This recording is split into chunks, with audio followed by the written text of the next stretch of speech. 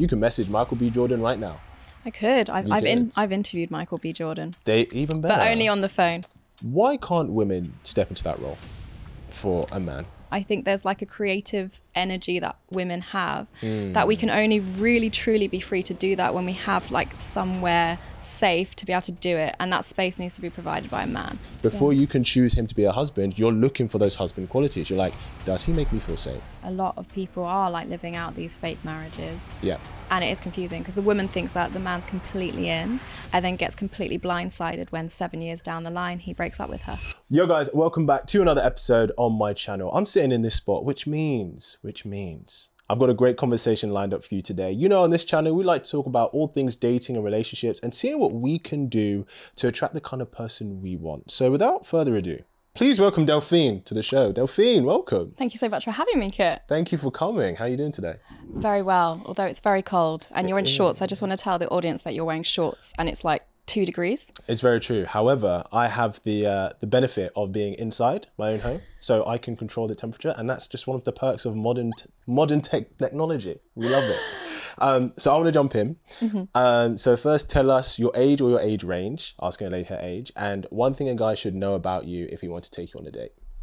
Oh, good question. Okay, I'm Delphine. I'm going to go with I'm in my 30s. Okay. That's the first time I've said that, actually, but I've decided I'm going to do that. Do it. What is a guy? I'm looking for a guy of integrity. Okay, okay. But what should he know about you? Oh, what should he know about me? Yeah. If he's going to take you on a date. Okay, I am Catholic and my faith is like hugely important to me, number one. Okay. I'm creative and I speak really fast, so he's going to have to, you know, keep up with me. And I'm vegetarian. Okay, okay, we love that. So like, would he have to be veggie or would you be okay with that? No, not at all, but maybe he doesn't want to take me somewhere where there's like no vegetarian options. Of course, I hear that. And what, in terms of the religious aspect, have you always been religious? Is that something that's been new for you, or how's that journey been? Yeah, I was born into a Catholic family, but I think like a lot of young people, I kind of strayed from the faith, didn't really understand it, didn't have my own formation in it. So I really came back to faith when I hit 30. So a few years now, and yeah, I just love it. It's completely changed my life. Okay. And what brought you back to the faith? I think it was a lack of fulfillment, and just like this world is just so confusing. And I was like, I need a little bit of grounding and some foundation. Yes. So now like my tagline is like, I'm a modern woman with traditional values. Okay. And in what ways would you say that you are modern and what ways are you traditional? I'm modern because it's 2024 and I'm living in this, and I'm not going to just be like outside of the world in a homestead or something like that. I'm I'm a South London girl, born and bred. And, but I still really are going back into those traditional values. I'm seeing how the world, and especially dating, which I'm sure we're going to talk about, has just gone a little bit crazy. And yeah, so really holding on to the ways of the past, the ways that worked. Okay. So on that, how do you describe dating in 3 words today?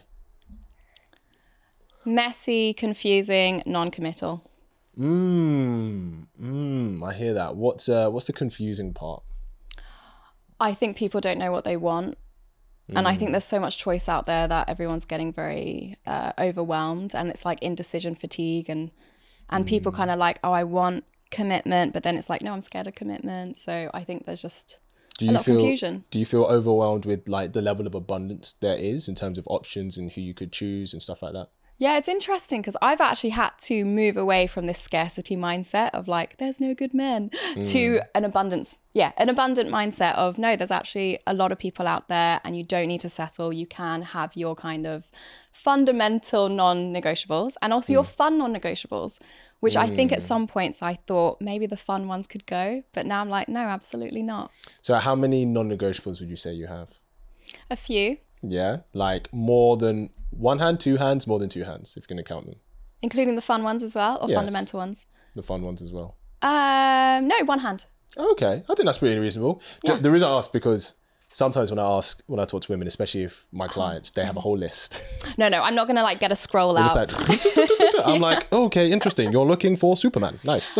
Yes. No, I'm being realistic. Yeah, I hear that. What's the most confusing thing about men for you today? Men's passivity. Say more. What do you mean? So like, I think that, you know, the art of the pursuit, I think has gone a lot. Like, I do think it's the man who should be chasing the women. Like, if we want to go back into biology, it is the sperm that chases the egg, and it is the egg that chooses the sperm. Facts, not feelings. Very so true. I think that I'm not seeing that as much.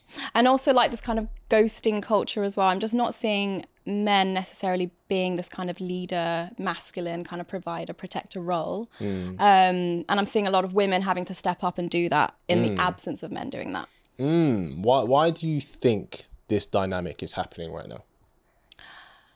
I think that there's a lot of reasons. So I think some people are just embracing more of a slow start life. So they are starting work later, getting their driving licenses later, just kind of not really necessarily adulting. So I think with that, obviously you're getting more extended adolescence. Yes, more of us kind of children, adults, I suppose. Yes. And then obviously you've got the rise of pornography and things that I think have really trained men out of necessarily seeking intimacy in genuine committed marriages. And then you have the rise of feminism. So a lot of women, obviously, we are working, we're doing a lot more. And then there's loads of stats that say that when men aren't married, they find it harder to kind of build up their, I don't know, their finances, their wealth, to kind of get their life together, while single women are able to do that just because they naturally have more of a drive to do that on their own than men do. Men almost need dependence, apparently, according to studies. Yeah, I think there's some truth to it. I think what it is when men value purpose. Yes. So when he has a wife and children, he has a very strong purpose. Yeah, super clear. And I think in many ways, the masculine, in all its power, serves. It's there to serve, like men serve in the army. The man opens the door for you. He provides for the family. He serves, right? So I think it's in the masculine to serve. And I think that's what that is. It is the purpose.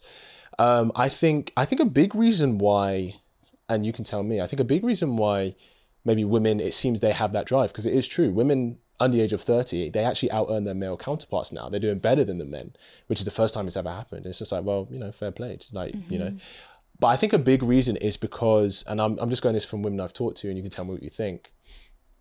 I think because I think it raises their standards for the kind of men that they would accept. And so it's like, of course, people want to be successful in their own right, but it's like, okay, cool. Well, if I'm successful and I'm raising myself here, then clearly the man I'm going to choose is also going to be here. So the higher I go, the higher the man I'm going to choose is. And so I think there's a level of incentive of getting a higher quality partner for women to succeed as well as for themselves. Would you say that's fair to say, or what do you think? Yeah, absolutely. I think also this attitude and this drive is almost skewing the numbers. So women have less men who are kind of that same equal, well, whether you're talking about the level of self-improvement or their finances or just their ambition and their drive. And it is difficult because obviously, like, historically, women have always dated up, and now women, you know, we're really rising up. So it feels like the pool is getting less. Yeah. And I think the incentive for men is also getting less. And I think women, I just think a lot of people have less incentive now to get married because 100%. of all the options that are out there. And I think that's really sad because I think the family is a huge structure of society and that's what builds society. No, I agree. So I really think that our generation are seeing the kind of downfalls of modern dating culture and just everything disposable and quick and easy. Yeah, no, I agree. I do think a big factor is that men have been told that being masculine is toxic.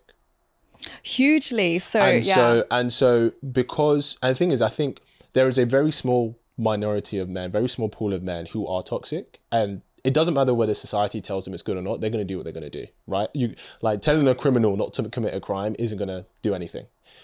But I like to believe the majority of men are good, sensible men. And it's like, well, if me approaching a girl is toxic, then I'm not going to do that. If me assuming that she can't pay for herself is toxic, then I'm not going to do that. And so I think a factor as to why it seems that a lot of men aren't stepping up to the plate, so to speak, or to fulfill that traditional role is because they've been told that it's toxic to do those things or to pursue those things a lot of the time.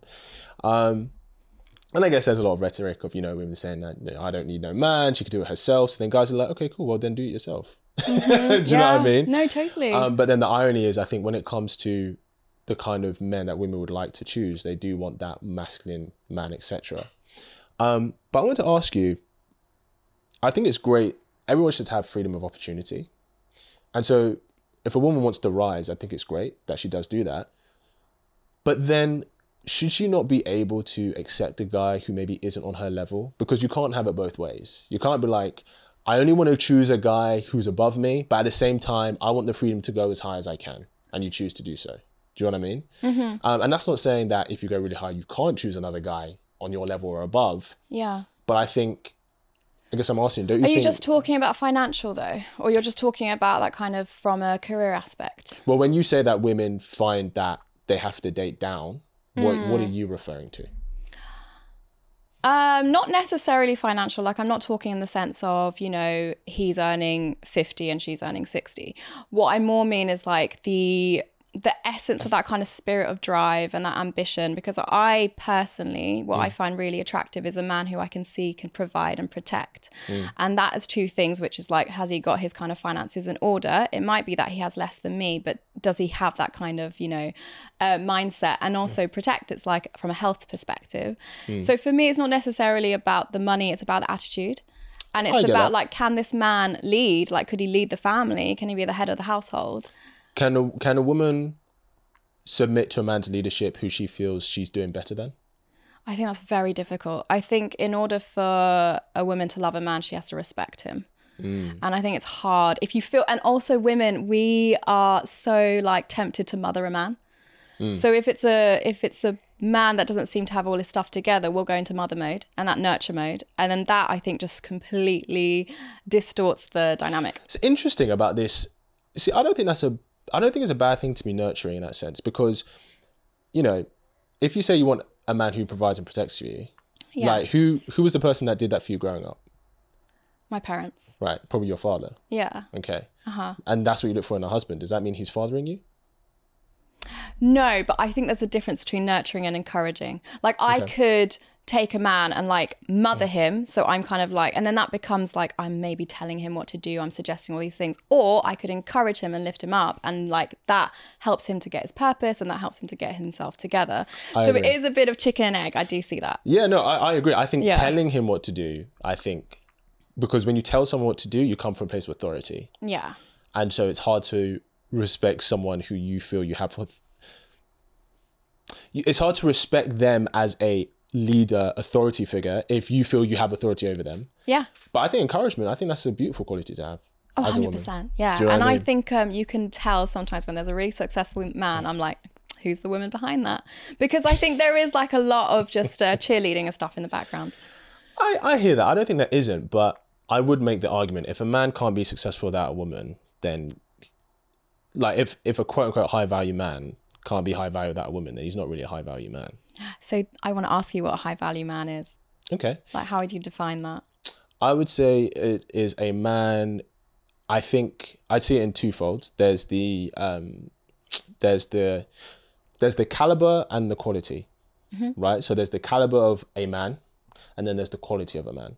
So I think when we refer to high value, we're talking about the caliber, not necessarily the quality. Because you can have a guy who's a very high caliber, but he's very low quality because he doesn't have principles, doesn't have morals, etc. So when it comes to what is high value, I would say a man who has a level of, he obviously is financially secure, has a level of financial abundance. He has a strong purpose and he has a mission and a vision for his future, has a mission. And I would say, I would attach quality to high value-ness. I mean, I'm biased in this sense. A man of integrity, a man who has a very good reputation, a man who has a good network.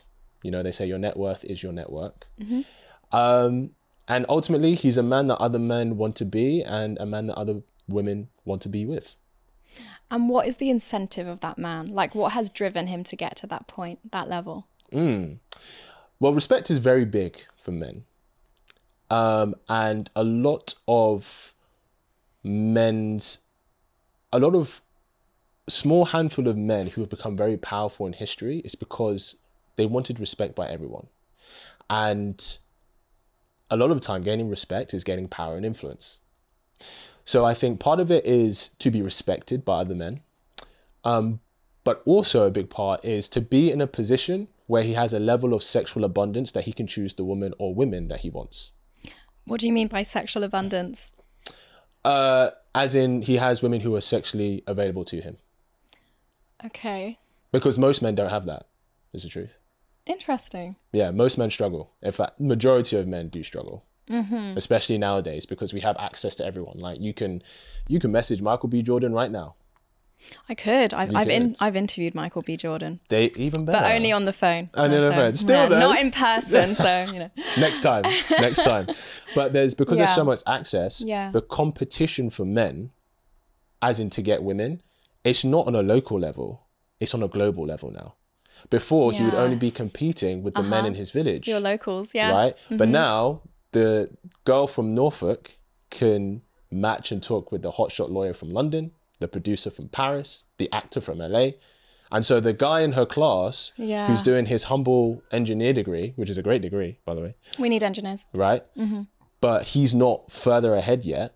He doesn't seem like that much of an attractive catch compared to these men who are older and who already have it. But you know what I'm seeing, what I'm hearing you say about this high value man is that he is very active. He's an active agent in his life. He's moving forward. He's not being passive. He's not wasting all this time and money on whatever games, drinking all the time. Like, because this is where I feel frustrated, is where I just think that there is actually it's interesting. So going back to the toxic masculinity, I got a little bit obsessed with the concept of dropping the hanky.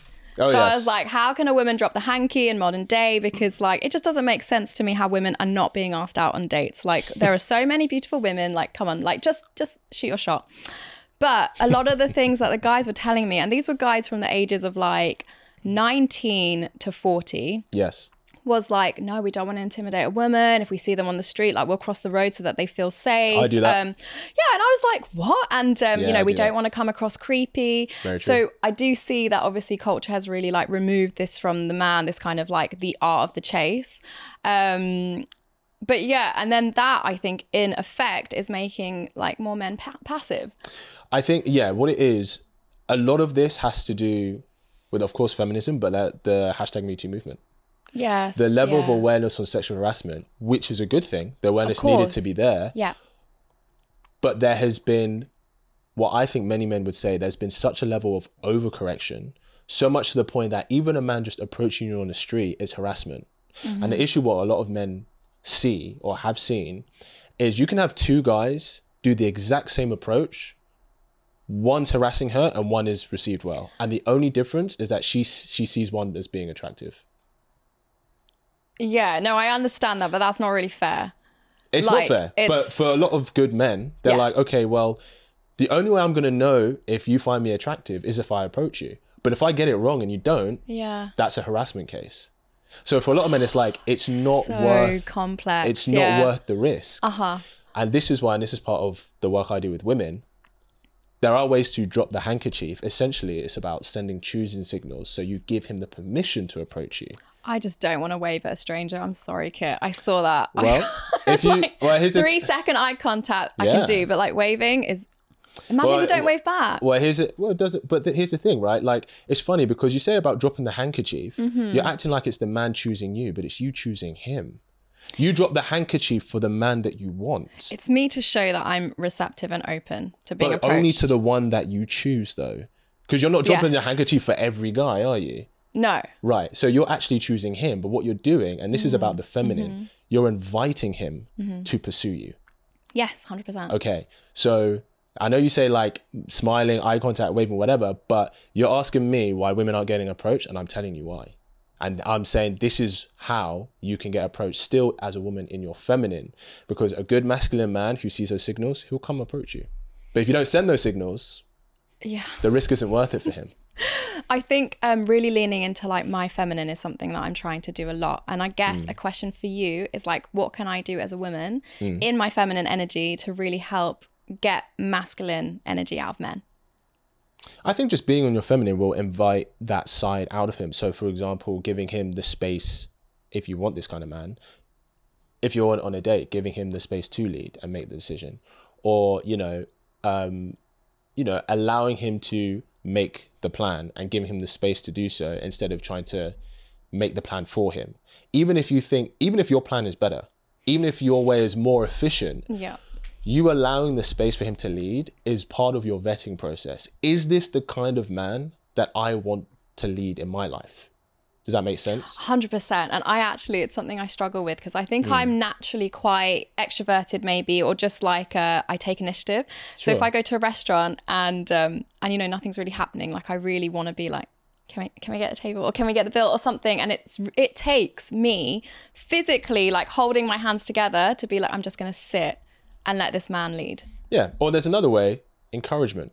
So you could say, instead of going like, okay, why don't you get a table? You'd be like, I really love it when a man does this. Okay. And especially if a guy's on a date with you, because the thing is, guys are constantly, when they're on a date with a woman he barely knows, he's like, does she like me? How far can I go? So what does she like? Yeah. When you say, I love it when a man does this, or I love it when you do this, he's like, okay, cool. I'm going to put this in this arsenal because I know she likes this. Yes. So if you say, I love it when a man makes a plan and a guy likes you, he's going to make a plan. When a man, so you say it like that, like when a man, not like, I don't know, I just feel like that sounds a bit presumptuous. Oh, what, that you've been with many men? Yeah, like I like it when men do this. Like it just... But I think that's where you say a man. You don't say men. A man. I love it when men do this. I love it when men do this. Sounds quite presumptuous. I think it's interesting. It's all about perception, because I would have thought that could come across a bit berating. Like imagine like you're at a busy bar or something and like they can't get a drink, right? And like you're just being very receptive and very feminine and not going to say anything. And you're like, I just love it when a man is able to get a drink at a busy bar. Like that's just is that not going to make him feel... I mean, there's a way to do it, but this... of way. No, because you're not telling him what to do. Okay. Men have an issue when you're trying, especially if there's a man in his masculine, he has an issue when you're trying to tell him what to do. Because when you tell him what to do, you come from a place of authority. And he's like, you don't tell me what to do. You can ask me and I will say yes or no. Yeah. But you don't tell me what to do because you don't have authority over me. But that doesn't mean that you can't guide him to do what you want him to do. And part of the feminine is that dance, right? So it's not, oh, I need you to do this. It's, babe, it makes me feel really good when you do this for me because it makes me think you care about me. So I've heard that it's really good for women as women to say about how you guys make us feel, to use those words. When you say feel, yeah, hey, it's very difficult for us to argue that. Yeah, because for example, I think I heard this scenario where it's like, okay, the guy says like, can we meet in the middle? And you as a woman don't want to. And instead of being like, oh, why can't you just come to me? Like, blah, blah, blah, you say like, oh, I'm just feeling really tired and I would really appreciate if you could come to me. Perfect. Okay. Do you see the difference? I do. Because she's still getting him to do something. And especially the keyword, appreciate. Men want to serve women. Yes. But it's very important for us that there's a level of gratitude because that's part of the respect that you show for the service we provide. Absolutely. I think that's something that like the modern world, because I think a few things that have probably been said, even just this point, might have gotten a few people's backs up. But when you talk about leadership or authority, when you say it in that kind of servant leadership type of way, that's so attractive and that's so sexy. And why wouldn't you want that as a woman? But obviously, like, I think maybe when you use the word authority, even me, I was like, my back's up a bit. But then I'm like, no, I need to wind that back. Well, here's the thing. And I understand it because I think there can be, especially when we use the term like submit to his leadership, etc. Yeah. I understand because immediately I think a lot of people, and especially a lot of women, go worst case scenario. Like, oh, he's tyrannical and he's controlling me and I can't do anything. And it's about choosing the right person. It's about choosing the right kind of man, because the right kind of leader, if you notice, I mean, I guess you weren't unless you were in the army, but in a lot of, when they would hunt back in the day, the leader would eat last from the kill. He would eat last because the captain serves the team. Do you see what I'm saying? Yeah, and they put their life on the line for their team. Yeah. So when you choose a man for quote unquote leadership, it's about choosing the right leader. That's what determines whether it's going to be a great captain of a great ship and you're going to fly into the sunset, or whether it's going to be tyrannical. Absolutely. There's a saying that says like you should choose a man who is authoritative, not an authoritarian. And I think actually like that line in between is thin, and you have to really be able to see that. 100%. I agree. And I think as well, the whole thing of authority is that if you want a man to be responsible for you, with responsibility comes a level of authority. So for example, if we were out and I'm responsible for making sure that we get home safe, I'm responsible for making sure you get home safe. If we're walking, and let's say we're walking from the station or something, and I'm like, okay, we're gonna walk along this lit path, right, the street, and you're like, oh no, let's cut through the park where it's dark and stuff, but it's a really good shortcut. Yeah. And it's like, okay, well, I know you want to do that, but we're not going to do that because I think this is the safest way for us to get home. And if I'm responsible for your safety, there's a level of authority with that. Now, if you're like, but I really want to take this path, I'm like, okay, cool, you can take this path, but I'm not responsible for your safety anymore. Oh, okay, I see. Yeah. You can't ask for responsibility without authority, because responsibility without authority is slavery, right? Like, Very good point. You are responsible for picking the cotton, but you have no say in how, when, or where you do it. I dictate exactly how you do it, but you have the responsibility for it. That's slavery. Yeah, I mean, but I do see that women, we have a tendency for control and for kind of this like self-reliance, or even like the directions you're talking about. Obviously, I wouldn't be like, can we just go walk through this dark, sketchy park? But I have been in a scenario where a guy's been like, okay, I'm going to take this place. And I will have already like recce'd it and seen like where the place is. And then I can see he's taking me exactly the wrong direction. And I don't know at what point to kind of be like, babe, it's actually this way. So sometimes I wait, like wait it out, and then I'm like, oh, because I don't want to be that person who's like, actually it was 3 roads like that way. Do you know what's really funny? I'm going to tell you this funny story. Because my mum, she is the epitome of super career woman, right? Okay. Yeah. Very successful in her field, etc., etc. Very strong, independent woman. There was one time, she loves plants and loves flowers. It was her birthday. It was 2 years ago. I wanted to surprise her and take her to Kew Gardens because she loves it. Nice. Right? Yeah. Now, usually, obviously, growing up, you know, if we were going somewhere, obviously, you know, I was a child, she'd like decide where we're going and all of this stuff. Of course. Right? But I was like, oh no, Mom, I'm going to pick you up and we're going to drive somewhere. And I'm going to just take you out for your birthday, right? She's like, okay. And I told her we were going somewhere for lunch, not Kew Gardens, because I wanted it to be a surprise. Yeah. Nice. So I picked her up. We were driving and she was like, no, this isn't the way. I was like, relax, it's okay. I know where I'm going. And also, yeah, where is the way? The way to where? Right. And she's like, no, take the M4. This is much quicker to go this way. I don't know why. I'm like, relax. Like, I know where I'm going. I know what I'm doing, right? I think it's like my Nigerian hustle. So like, you know, my father was a very masculine kind of leader guy. So that's my upbringing. So I'm kind of like, relax. Like, I'm taking you out, whatever. Yeah. And it got to the point that I just had to say, Mum, we're actually not going here. We're going to Kew Gardens and I wanted to surprise you. But you couldn't just relax and just let me take frame of the situation. She couldn't receive the gift. Right. Yeah. Do you see what I'm saying? Yes. And I've been there. I've been your mum before. Do you see what I'm saying? In that scenario, yeah. And in that's a perfect example of where it's about letting go. And it's like, okay, if you're given the responsibility, there is an element of risk that comes with that trust. You're absolutely right. Because maybe he might get it wrong. Yeah. But no one's going to get it right all the time. He might not take the best route. He might not make the best decision. He might make you late for the whatever. That's fine. But this is how people learn.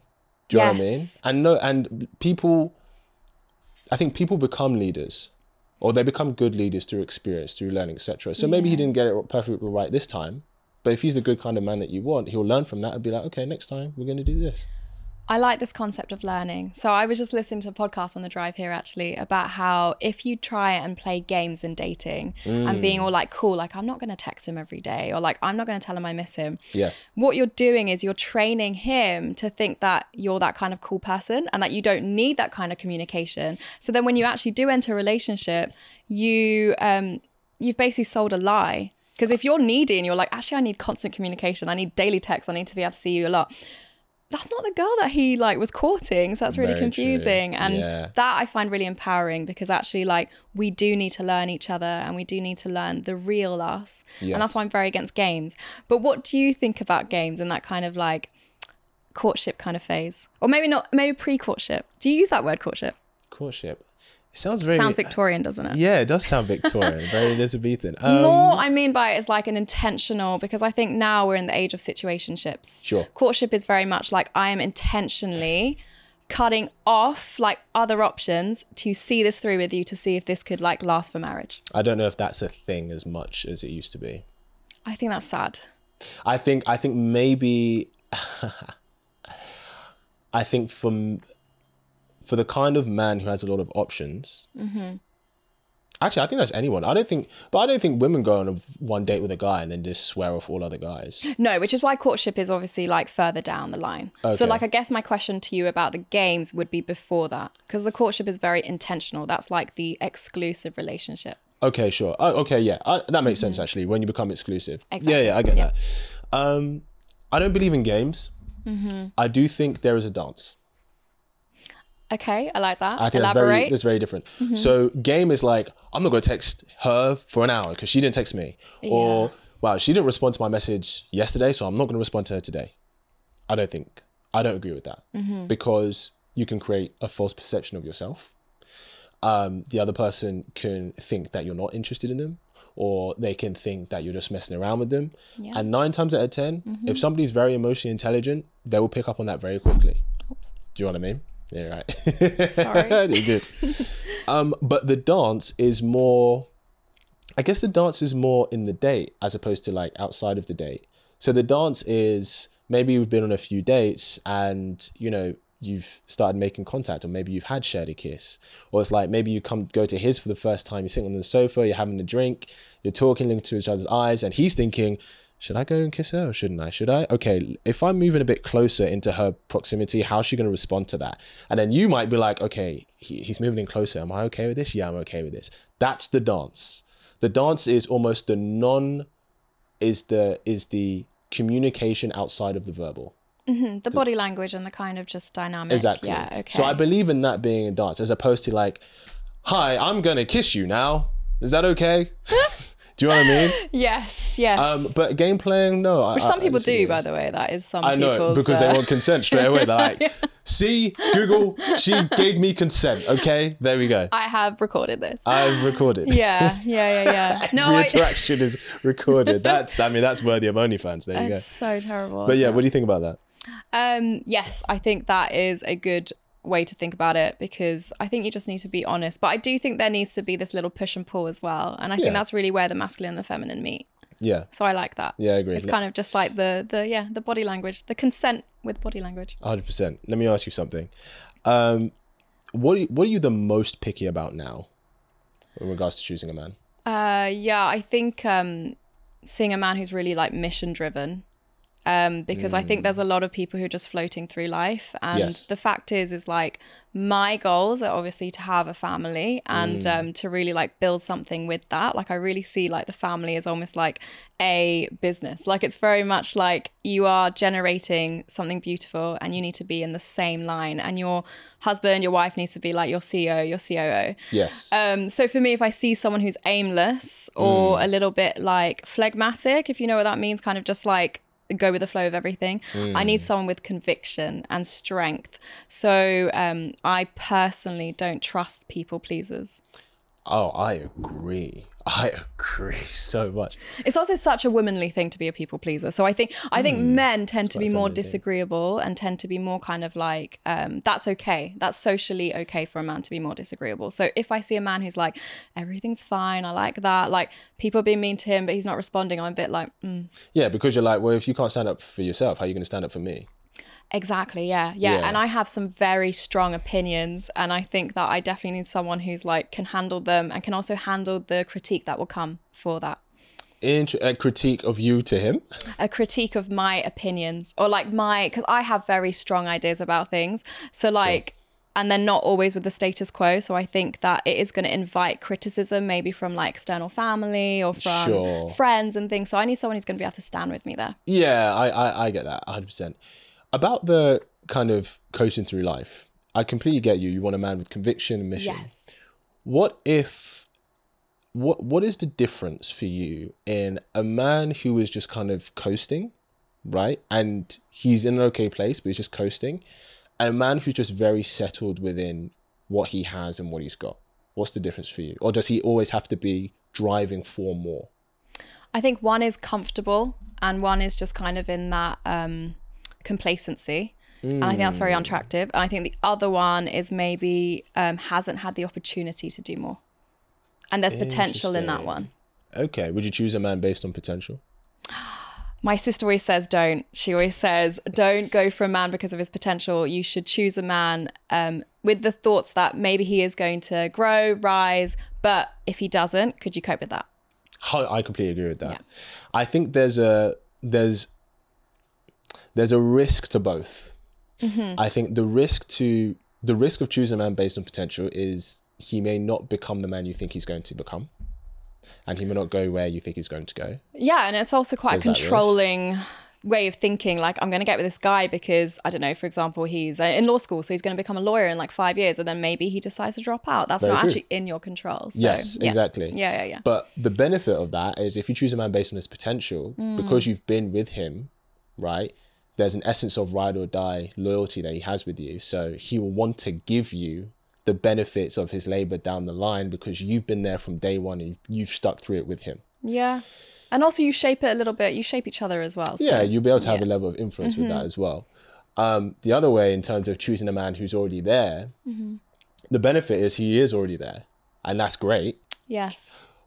But the risk of that is... You weren't part of the story. Not only, but because you weren't part of the story, it's easier for you to be let go of the story. It's easier for him to let you go as part of the story because you weren't part of it. Wow, that's savage though. It is savage, but it's true. So yeah, it's as in he didn't do that because of you. He did that. He like made himself, and then you entered. So it's his kind sphere. of so it's kind of like, especially if a guy becomes super attractive, successful, and everything, and then suddenly, this happens all the time. Suddenly, loads of women who weren't interested in him before, they all now want him. And naturally, the initial thing any guy's going to do is go like, okay, cool, I'm going to play around. Because I never had the opportunity to before. 90% of you didn't want me before. Now 80% of you want me now. But won't he remember the 10% that did want him? Or not necessarily? Well, if they were with him. Okay. Then, but if he's already taken, then he's already taken. Yeah. But then in that sense, he'll be in that position. This does happen a lot. It's not a nice reality, but it's true. Those guys who maybe didn't get attention before, they become attractive, desirable, successful. Now they do. And now these women are like, yeah, I want you to be exclusive to me. He's like, no chance. I'm going to have my fun. And then when I'm ready, then maybe I'll be exclusive and we can do this. But so when does that guy decide he's ready to settle down with someone? It's a very, very good question. It's different for every man. I think once he wants to start having a family, really, that's when he'll be like, okay, I need to commit to one woman because I can't be out here in these streets doing the most if I'm going to build a family with someone. Yeah. But I think for a lot of men in that position, it's like, well, unless I'm ready to have a family, what is the incentive to commit to one person? So in your opinion, isn't it best that women don't give men like wife privileges before they're their wife? It's a good question. Because there's a lot of mini marriages out there. There's a lot of these fake marriages. I understand. I understand the logic in the perspective of, well, I'm not going to give wifely duties until I'm a wife. But the reason I disagree with that... I knew there was a but. I could see it. But. And maybe I'm biased, and maybe it's because of my career, but okay, I'm an actor, right? It would make no sense for me to go to an audition and be like, I'm not going to show you I can do the role until you give me the role. That makes no sense. I have to show them that I can do the role for them to give me the role. I have to show that I can sing this song in the way that they want it before they can give me the responsibility of headlining the show. Right? Before you can choose him to be a husband, you're looking for those husband qualities. You're like, does he make me feel safe? You can find that out without necessarily like having to play husband and wife. Like exactly the scenario you were talking about before, when it's like, is he going to take me home safely? Sure. Is he going to find the restaurant, easily? Like all these things. I think it's about exhibiting those qualities. Yes. So it's not about maybe there's not doing it to the same extent. So I'm not saying, okay, it's a second date and you should be like doing his laundry. Like I'm not saying that necessarily. I've had a girl do that before. Did you marry her? We were in a relationship, yeah. Okay. Well, but I think it's if you're like, oh, do you know what it's like? It's like when a woman says, I'm only going to be feminine when a man is in his masculine. It's like, well, that just doesn't seem like it's you then. It doesn't seem authentic. Because surely who you are is going to be regardless of who you're with. And surely just you being who you are is going to attract the right person to you. But that's different because like I'm in my feminine because I'm a woman. I'm not going to be doing your laundry because I'm not your wife. Like... I get that. But like, you don't, just because you're a woman, that doesn't mean you have to be in your feminine. There are plenty of women who are in their masculine. There are plenty of men who are in their feminine. Very true. But I think it's a lot easier when we are... I agree. In where we're meant to be. Yeah. I think basically how you want to show up in your marriage, in the courting process, you should choose to be showing up in that way as well. Because you're saying, this is what it's like if you're going to be with me. And I think he should do the same. Like, because the guy's not going to be like, well, I'm only going to pay for the date when we're married. That doesn't make sense. No, because he's pursuing the woman. But you want him to show those qualities, right? Yeah. Your analogies are challenging me, but I do agree with the principle of them. But I don't, I agree with the principle. And I think maybe if you got down to the nitty gritty, you know that I'm referring to like physical things and stuff, like physicality. Oh, you mean like sex? Yeah. So should a woman have sex with a man before marriage? Yeah. If she wants to marry this man. Oh, I really think that's down to the woman. Some women want to wait till marriage. Some are happy being physically intimate before then. I think that's really dependent on the person. But do you think there's an element of this, you know, okay, I'm going to go back to this word passivity. Yes. And do you think that is because people now, it's like you're able to live out these many marriages without the commitment of marriage. So you're not having to do this deep discernment of choosing the right person, because it's like, well, I can be in this situationship and be having sex and be kind of living out this married life without the full commitment of this is the person. I'm guessing you mean without the full commitment from him to her. Is that what you're referring to? I suppose both, to be honest. But yeah, it's mostly going to be the guy. Okay. And especially in the scenario when you're talking about the guy who rises and then he decides he has more options and then he leaves. Yeah, but I was talking about more if she's with him before he achieves greatness. Yeah, he's her ride or die. Yeah, so he's going to be like, well, I want to give you the world because you've been there. Yeah, okay. And I'm saying if he's already there, yeah. And then a woman's like, give me the world. He's like, whoa, baby girl. Yeah, we went off on a tangent actually, because that was from the potential question. Yeah, do you see what I'm saying? Yeah. In regards to being physically intimate, I think, I think, and correct me if I'm wrong, I think subliminally you're kind of saying,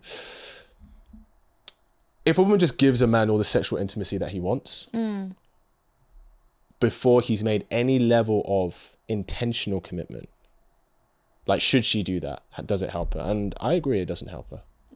Okay. I think it depends, because everyone's different. So there are people who want to wait till marriage. There are people like, I'll only be intimate when we're in a relationship. Some people like, let's be intimate day one. Do you know what I mean? I don't think that helps for commitment if you do that. But I think sexual progression is the best way, because that's what makes a man continue to reinvest in a woman. It's kind of like playing Super Mario. It's like if he's getting to level 1, level 2, level 3, and he wants to get to level 10, he's going to continue, right? But if you give him level 10 straight away... 100%. You don't need those cheat codes. You just you want to work for it. Right. Yeah. But then at the same time, I think for many men, if they're stuck on level 1 and they see no progression, they think, well, I can't make it to level 10. What about if they know the clear progression of like... If they know what? You know, like if the woman says no sex before marriage, especially from like a faith perspective or something, then they know that there's a... Well, then that's different. Then he's like, okay, well, if I'm going to pursue this, then I know that there's no sex before marriage. Yeah. So, so if he knows that, and if he's a man who obviously should respect a woman's boundary if he says that, then he goes in with the understanding that there is no sex before marriage. Because see, this is why I go back to the confusing word of like modern dating, is because I think that a lot of people are like living out these fake marriages. Yeah. And it is confusing because the woman thinks that the man's completely in and then gets completely blindsided when 7 years down the line he breaks up with her. Why? Oh, as in they're in a relationship for 7 years? Yeah, but he could be completely in up until that 7th year. He could have been completely in? Up until that 7th year, yeah. Ah, okay, you need to explain that to me, because I feel like women invest, and when they invest time and feelings, it's like they want to see the fruits of the investment. I get that, but you know, the irony is women break up with men more than men break up with women. Really? Yeah, women break up with men 80% of the time. I've heard that about divorce. Yeah, but it's including relationships. Wow. Okay. Like divorces. So it's like 70 to 80% of divorces are initiated by the woman, but also in relationships. So why do you think that is? I think a big reason why. Okay, when it comes to marriage, I think we have an unrealistic expectation of our spouse. Mm-hmm. I think we expect our spouse to be our biggest teacher. We expect our spouse to be our best student. We expect them to be the most, the person who is able to talk with you the most, the person who's able to listen with you the most. They have to be the best person we can go shopping with, but also the best person we can fight a war with. And yeah, this makes sense now, because obviously women, we're so much more relational. So we have a lot of these relationships in our lives, and then men often can really pour. I think I saw this statistic of that men will more likely say that their wives are their best friends compared to women. Interesting. Mm-hmm. Really? Yeah. Yeah, I think, go on. No, I was going to say widows tend to fare better than widowers, because women have more networks, they've got more people that they can lean on. Yeah, I think that's fair. Mm-hmm. I think that,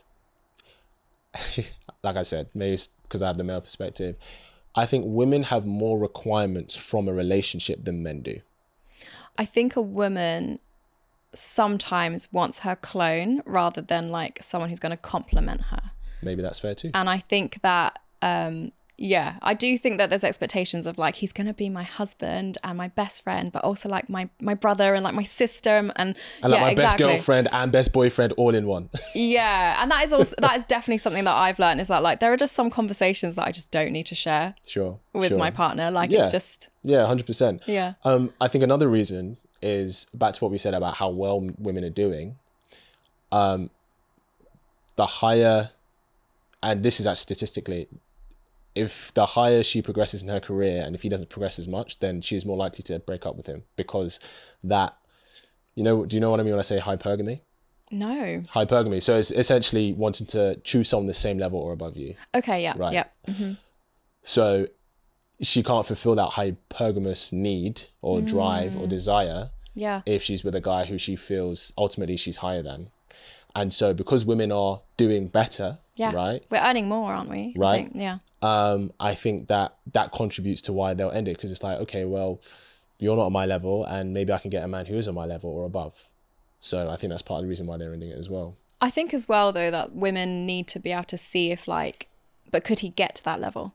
Because, maybe he's, I don't know, studying, doing a career change or something. Yeah. But if there's that, again, that just directionless way of being, I think it's really hard. Maybe not even direction. Maybe she's just absolutely killing it in her career and he's doing well, just not as well as her. Yeah. Do you know what I mean? What's the solution there? Well, here's the question I want to ask you. Why can't women step into that role for a man? Into the provider hypergamous role. The provider role, I think it's because I think a lot of women really struggle with that. You think it's biological? Yeah, I think that obviously, like us women, like we have an inherent ability to create life, of course, with you guys.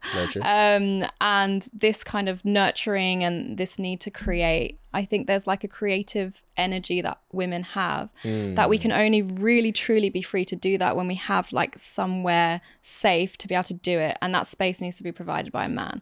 That's how I feel about it. Okay. Is that women just naturally are very creative, and like we need to have the freedom to do that.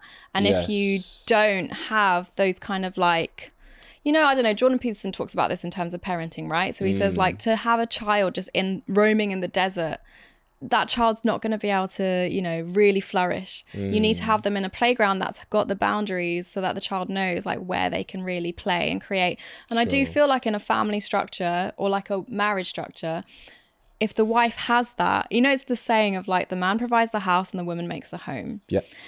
I'm not saying that women can't provide or can't earn. Like I know that they can and they have the drive to do that. Again, I think that comes from this generative drive that they naturally have biologically. And if a woman's not nurturing her family, she will nurture her career. Or she will nurture and she will really go for it. And she'll be able to achieve great things. I guess why...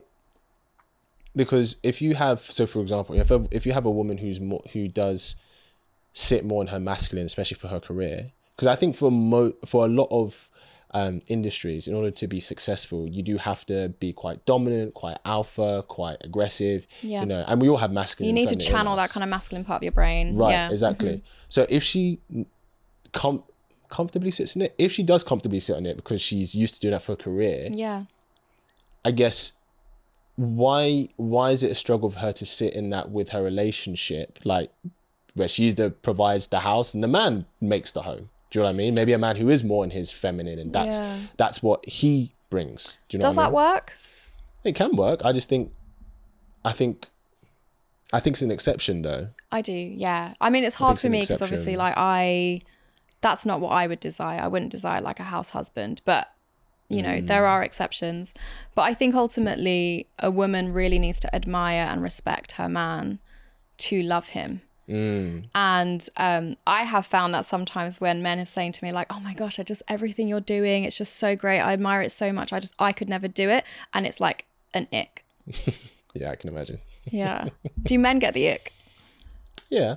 What gives men the ick? The ick is such a weird phenomenon, by the way, but it is real, isn't it? It's horrible. It is. I feel like the ick is more used for women to men. Like I think so. I think the ick is more of a. It's like, oh, he wore these shoes and I just had the ick and I could never recover from it. Like sometimes it's over the smallest thing and I cannot go over it. Yeah, I think men can get the ick. I think it's less common in men because I think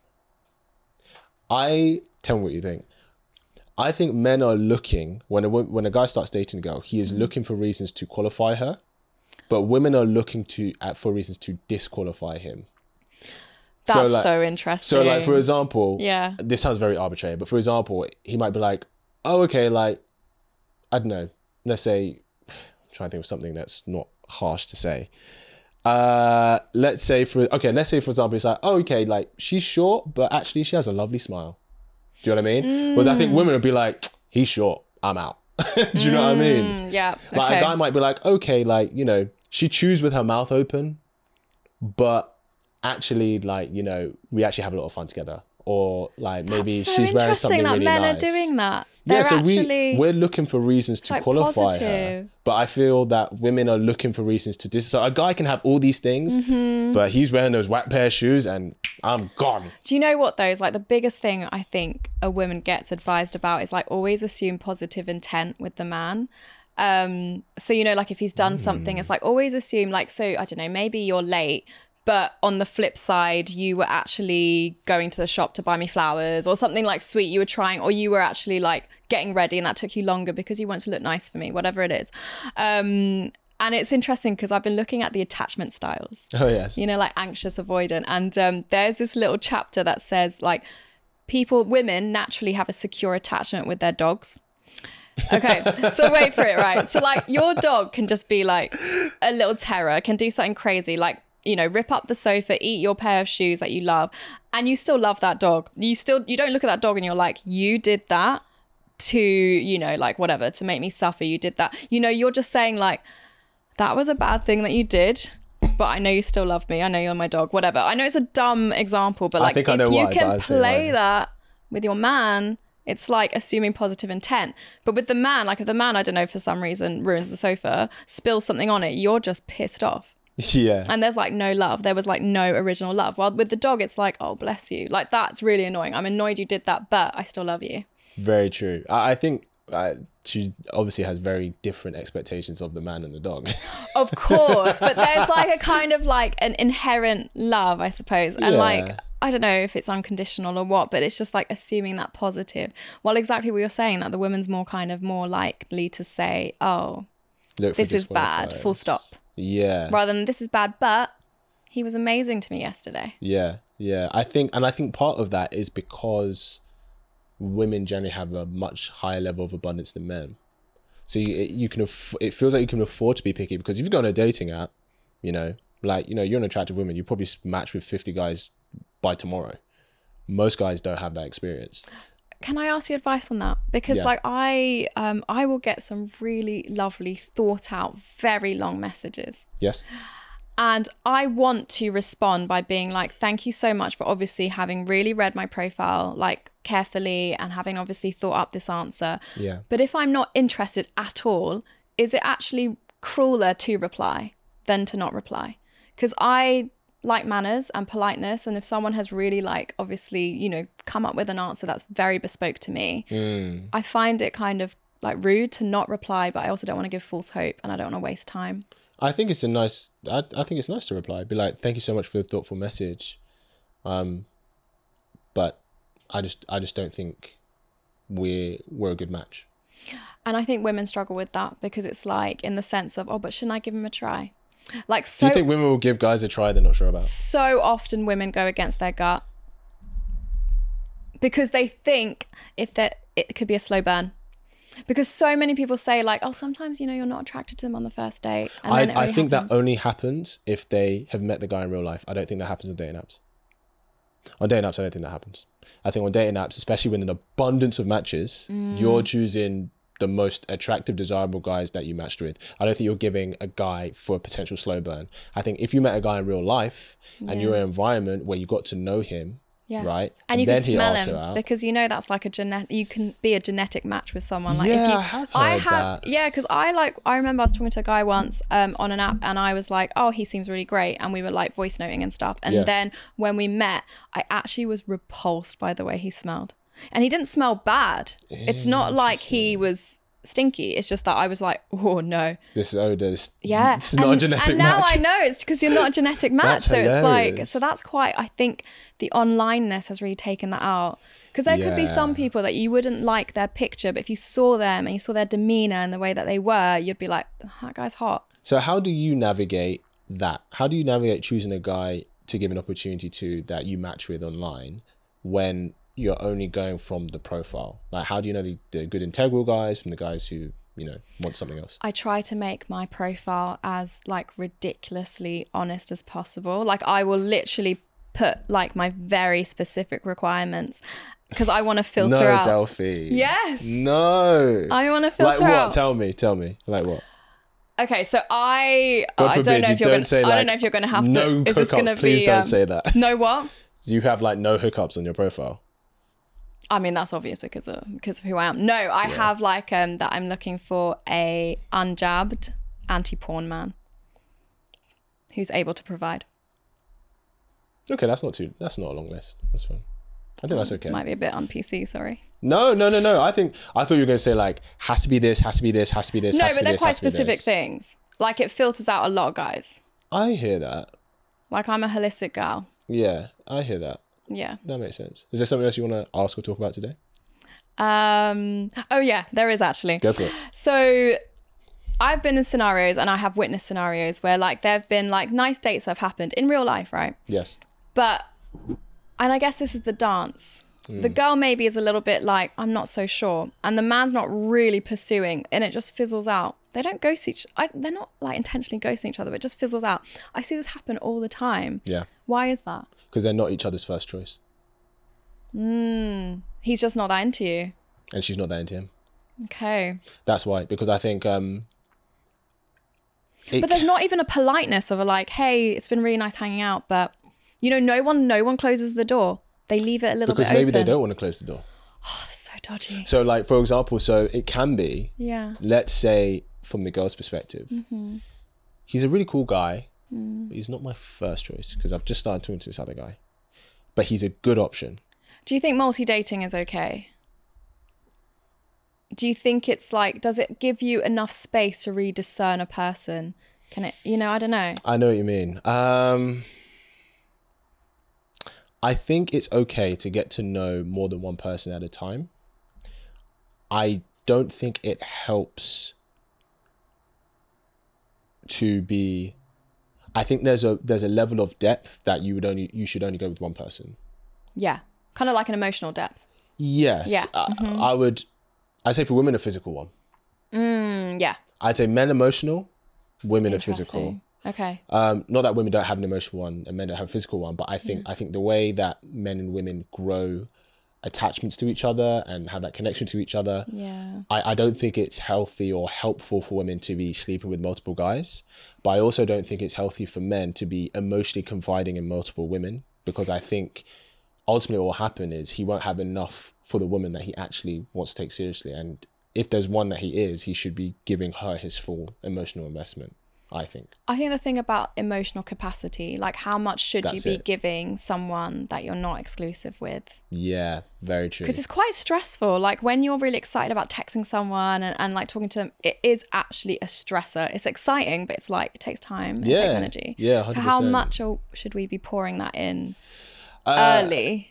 Yeah, it's really dependent on where you're at. Like if you're sporadically texting throughout the week, then you might not get that far within the first month. But if you're having 2-3 phone calls a week, that's very different. Yeah. Do you see what I mean? Because you're dedicating time and it's more of a flow of conversation. Yeah. I think just... But even that's a commitment. That's like 3 hours in the week. Exactly. Yeah. I think it's about reciprocation. So it's like, we're building this relationship. The relationship is in the middle. I take 1 step forward. Yeah. You take 1 step.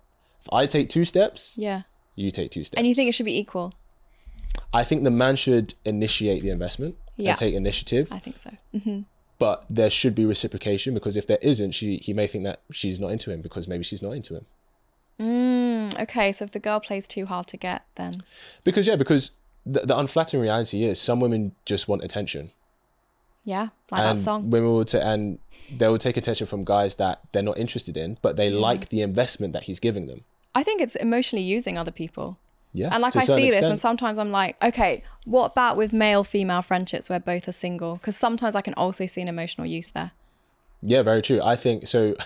One thing I always say, a man who is in the friend zone, a guy who's in the friend zone with a woman, is the same as a woman who's in the friends with benefit zone with the guy. When a man is in the friend zone with a woman, she's getting all the emotional benefits as if he's her boyfriend without having to give or share any of the physical intimacy. When a woman is in the friends with benefit zone with a man, he's getting all the physical benefits as if they're in a relationship without having to give any of that emotional security or commitment. That's interesting. Do you see what I'm saying? Yeah. Yeah. So in regards to friendship, and that's not saying men and women can't be friends. I think they can. I think it's rarer than people like to admit. Genuine friendship. And when I say genuine friendship, I mean, if there was an opportunity to sleep together and just try it, both of you would say no. And I think in a lot of friendships, at least one would say yes, and it's usually the man. Yeah. It's usually the guy. Yeah. No, it is interesting. I think normally there is some attraction in a male-female friendship, and it normally is from one party. Yeah, it's usually from the guy. I think because more men find more women attractive. Does that make sense? Yeah. Then I think for a lot of men, most women are attractive to some degree, but I think for a lot of women, most men are not that attractive. But do you think like it's a good training ground though to have those kind of friendships? And to be able to talk about things like how we've been talking today, like to be able to have like a guy friend or female friend and talk candidly about this stuff? Or do you think it can get blurry? I think it's helpful, but I think boundaries are important. How do you set those boundaries? So, for example, I would never... Okay, so a boundary a guy should have is he should never be friends with a woman that he finds attractive. Interesting. Yeah. Okay. Because if he finds her attractive, it means he'd be open to sleeping with her. And that violates the I wouldn't sleep with you if there was an opportunity. So what should you do? You should try and pursue her, and if it's a no, you just leave it. Oh yeah, if you try and pursue a woman romantically as a guy, and she's not interested, you let her go. Yeah.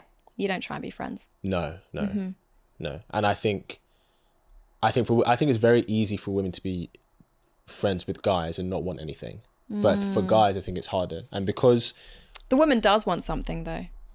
She want anything romantic, I guess. Yeah. No, but she's kind of, there is a bit of a use. It's like, it is still nice to have someone to text, someone to do things with, a plus one, like all this stuff. Yeah, and that's what I mean. That's the boyfriend benefits. Yeah. Right? Yeah. But he's not getting any of the physical intimacy that he actually does want. Do you know what I mean? So it's not really it's not really a fair position for him. The same way when a girl's just a friend with benefits with a guy, she wants that emotional security and he doesn't want to give it, but he's still getting the physical benefits and sexual play that he ultimately wants. And in both scenarios, I guess they're hoping for the whole thing. Do you see what I'm saying? Yeah. So I think men and women can be friends, but I think there have to be certain boundaries, and I think it has to be on the condition that he he can find her, say like, oh, she's an attractive woman, but he is not attracted to her. Yeah. He can just enjoy her company. Yeah, exactly. See, it is so complicated. Can be. But I started this by saying it's confusing and complicated, or other words of similar value. And I think it's just like, you know, certain things like you just don't stay in the same bed together. Yeah. Like you can with your guy friends, but the female friend, especially if one of you or two of you in a relationship, that's just inappropriate. Do you know what I mean? Yeah. Can I land this by asking you like a final question? Go for it. So a woman who is a single woman who wants to be married, seeks family life, what should she be doing in the dating scene? Okay. I think she should identify what her non-negotiables are, which should be able to fit on one hand. Anything else outside of that, she can desire, but she should be able to be flexible on, right? And if she knows the kind of man that she wants, then she should put herself in environments where those kind of men are going to be. So for example, if you're like, I like men who are creative, but you work in the corporate world, you need to put yourself in environments where creative men are. So maybe going to salsa classes, maybe joining a cooking class, maybe, I don't know, what else, going to a gallery or whatever it is, right? Put yourself in environments where the men you want to attract are around. If you're in that, then this is like my PIE formula, my PI formula. Okay. That I use to help kind of see where someone's at. And P stands for proximity, which is the environments. I is interest. So are you around the kind of men you want to attract? If you are you getting interest from them? If you're not, why aren't you? What is it that kind of man looks for? And are you that kind of woman? Is that a woman you want to grow into? Or is that a realization that, oh, I thought I wanted this kind of man, but maybe this kind of man doesn't actually work for me? Do you see what I'm saying? Yeah. But let's say you now are getting the interest, right? So you're around the kind of men you want, you're getting the interest from the guys you want. E is execution. Do you date in a way that leads to a relationship? Yeah. That's like having sexual progression, reciprocation. He takes 2 steps, you take 2 steps. He takes 1, all of this stuff. If you are being physical, you know, you have dates where maybe it can be in the home, but then you have dates that are outside the home where it's purely focused on the emotional time you have together, because that's how men show their investment. And so once you have those 3 things down, it's going to lead to a relationship. Almost always does. I love that. The pie. That's what I'd say. Take it away. Take a piece of the pie. Listen, Delphine, thank you so much for coming on. We appreciate your energy today. Thank you for having me. Thank you. If people want to find you, where can they find you? Sure. I'm on Instagram at Delphine is typing, and I've just started my YouTube channel. So it's Delphine Chewy on YouTube. So yeah, that's where they can find me. Thank you. Well, guys, go show Delphine some love. Check out her YouTube channel. If it's good, let me know. Maybe I'll check it out myself. We love it. But thank you for coming on. Show us some love. Give us some likes and follows. All that good stuff from the Stay Slick with Kit family. Thank you for tuning in. And I will see you in the next episode.